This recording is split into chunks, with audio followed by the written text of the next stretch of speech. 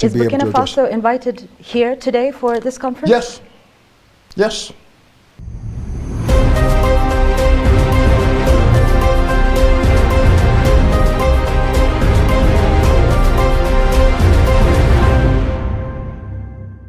You're welcome to the Pulse of Africa community. I hope you're doing great today.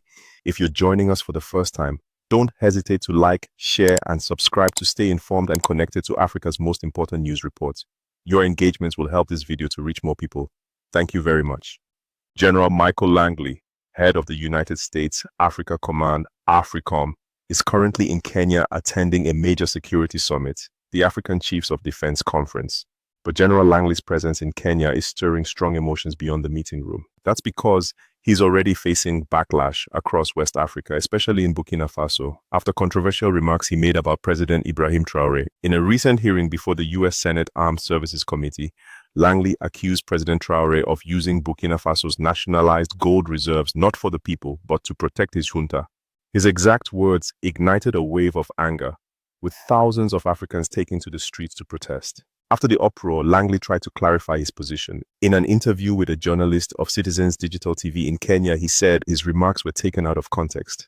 He insisted that he was not attacking Burkina Faso's sovereignty, but was speaking strictly from a military point of view. According to him, the statement was meant to highlight the lack of external support Burkina Faso is receiving in its fight against terrorism, especially in regions overrun by ISIS and Al-Qaeda affiliates. General, let's talk about countries taking on their own autonomy. You are on African soil, not for the first time, but this would be a good moment to ask about one of the countries that has taken its own autonomy, and that's Burkina Faso. Your remarks recently at the Senate seem to suggest that he's diverting, General Traoré, is diverting its 4 billion gold reserves to sustain his military rule rather than for public welfare. These remarks sparked widespread condemnation across the continent. What did you mean by that statement? Let me speak to Burkina Faso's sovereignty. They maintain their sovereignty. They make their decisions how they use their resources. They make their decisions who their resources go to for military support. That's their sovereign right. But my cautionary tale was just from a military perspective. That was a Senate Armed Services Committee asking me a direct question. Burkina Faso, a lot of great things going on to progress them forward, okay? But then when you look at the military part of it, knowing that that's the epicenter of global terrorism, it was my time to illuminate that this is probably their weakest point, and there needs to be sufficient resources going towards for the whole fight of terrorism in that country, period. They make their decisions, though. That's their sovereignty, their sovereign right to make their decisions, what is appropriate, what's not. But I wanted to illuminate that is going in the wrong direction now. ISIS is getting stronger. JNIM is getting stronger. Al-Qaeda in the lands of the Maghreb is getting stronger in that country. And do you think it's getting stronger after General Traoré took over? It has. Just look at the numbers of attacks. It really has, since 2022. I've been tracking this since I took command. So,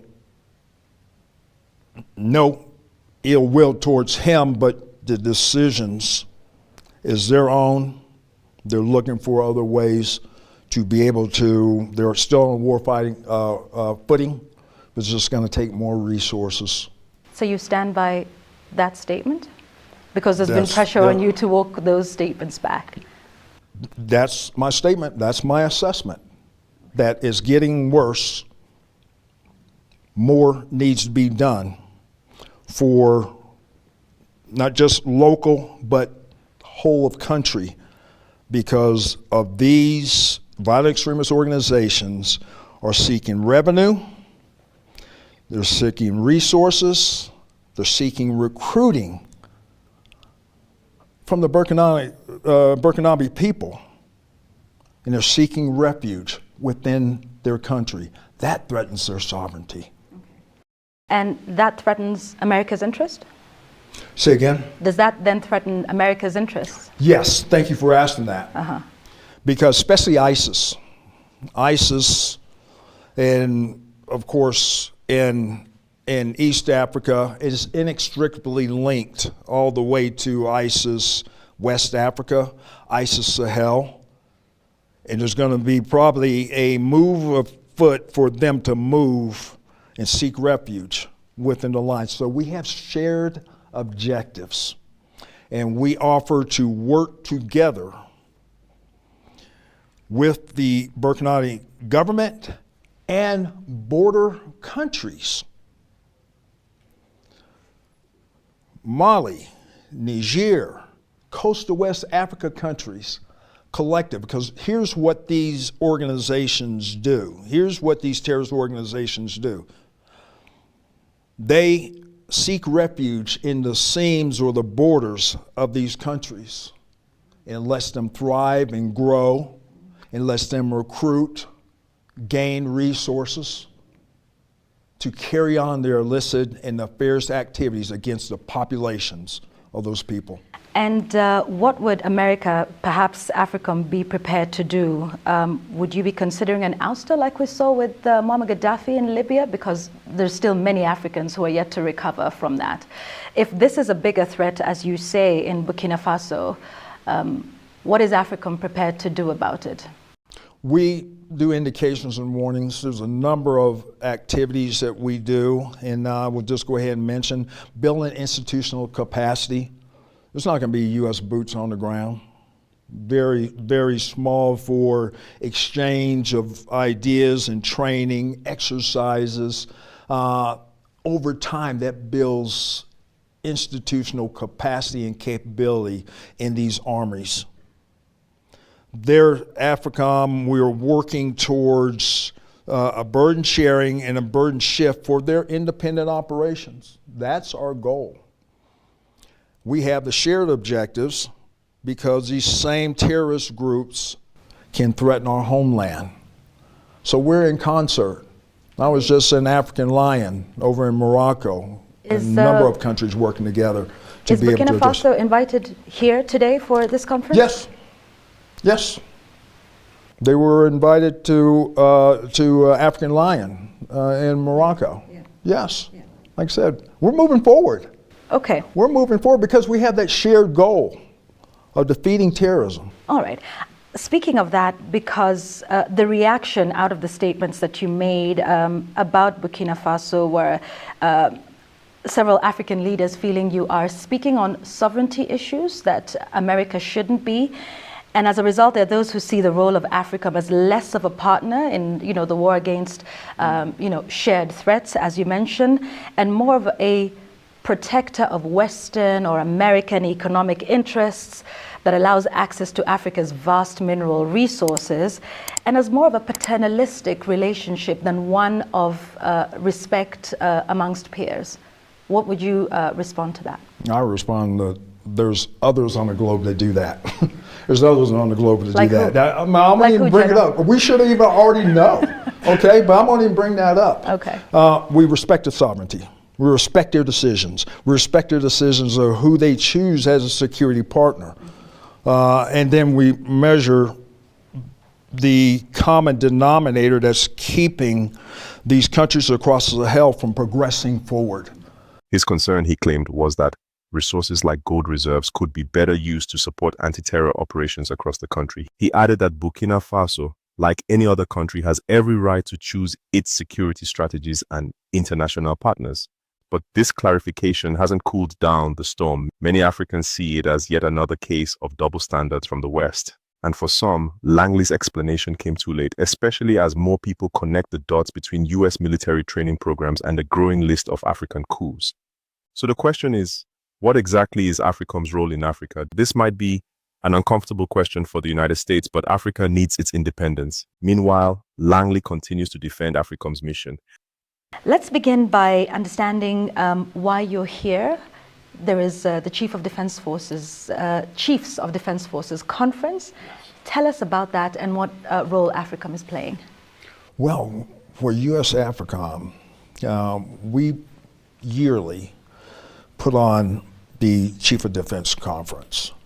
You know, when I first took command back in 2022, we had a conference in Rome. And I said, you know what? That's fine and good. You know, everyone wants to go to Rome, but I saw that this conference is for the African Chiefs of Defense. It should be on the continent. And we went to have our own last year in Botswana.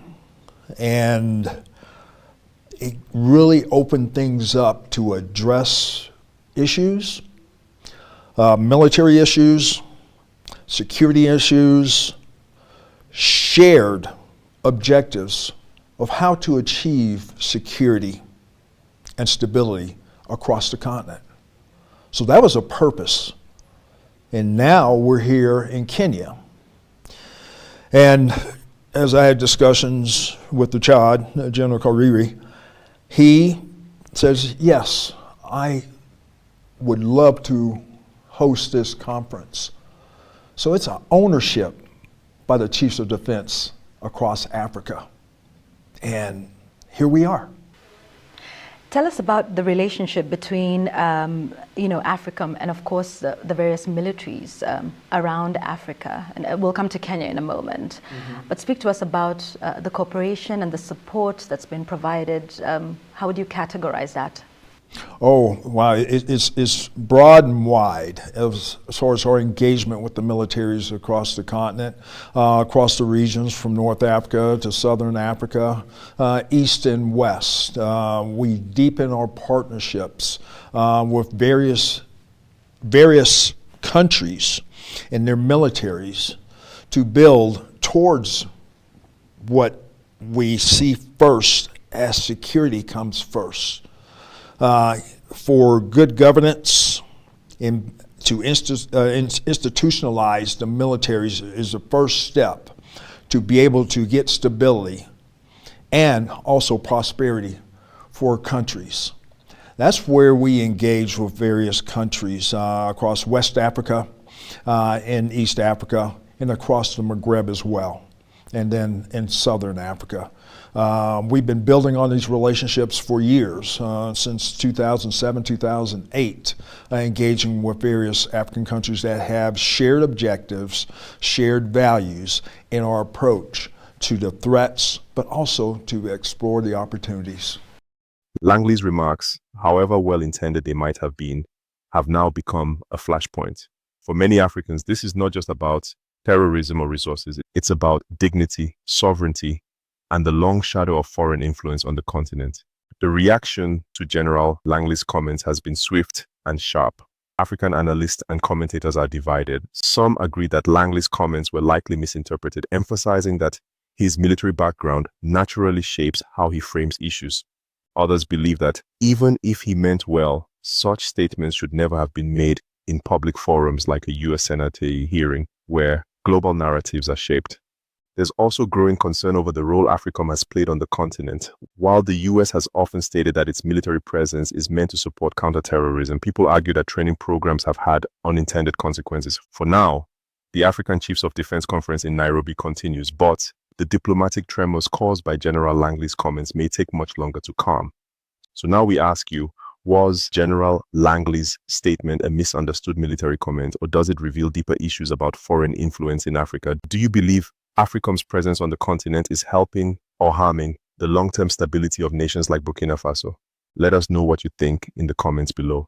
Don't forget to like, share, and subscribe to Pulse of Africa for more exclusive insights and updates across West Africa and the Sahel.